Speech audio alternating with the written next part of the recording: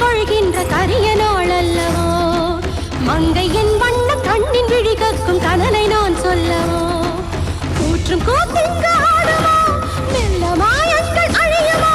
தழுவி கொண்டாட மரணமும் நழுவி போகாத ஆயுளும் சாவு ஒன்று தீரம் எந்த வேதனை வேதனை பிரம்மன் எழுத்துதான் ஆயினும் அதை பிரம்மனே அழிப்பதேதுடா